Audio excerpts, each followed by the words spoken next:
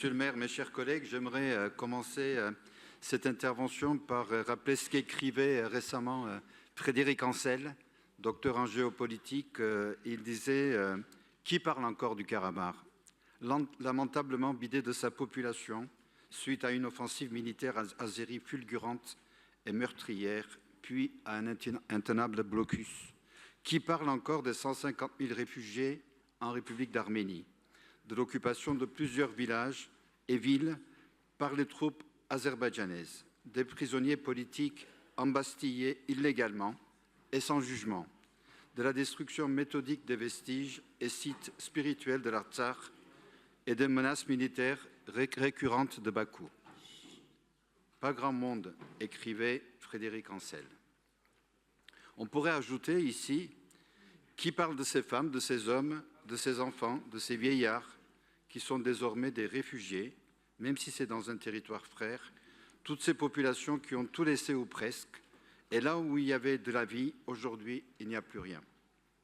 On pourrait transposer ce qu'écrivait Victor Hugo dans son poème « L'enfant » et dire que les Azéris sont passés là. Tout est ruine et deuil. Tout est désert. Il n'y a plus rien de ce qui peut faire qu'un être humain peut vivre en toute dignité et sans subir de manière durable l'horreur d'avoir la tête courbée et humiliée. Qui en parle encore? Nous en parlons et nous agissons ici, dans cet hémicycle, avec l'exécutif et tous nos collègues de tous les groupes politiques et partout où nous pouvons nous retrouver, car depuis longtemps déjà, notre Assemblée est unanime pour marquer notre soutien politique au Haut-Karabakh, à l'Arménie, pour engager toutes les actions possibles et pour nous mobiliser aussi sur le plan humanitaire pour réaffirmer notre totale solidarité avec toute cette population qui souffre.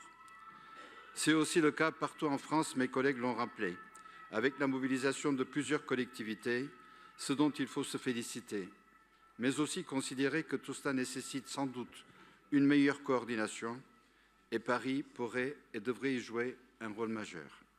Cette délibération s'inscrit une nouvelle fois dans le cadre de ces actions et de cette politique, mais elle définit aussi une évolution, dans la mesure où il s'agit, pour la première fois, d'une subvention à l'association de soutien au Haut-Karabakh. Il s'agit ainsi de redonner à cette cause une réalité, une vie du quotidien, de chaque instant, mais aussi une perspective pour le long terme. Car vous le savez, mes chers collègues, toutes celles et tous ceux du Haut-Karabakh ont désespérément besoin d'espérance et leurs regards sont tournés vers la France, vers Paris. Je vous remercie.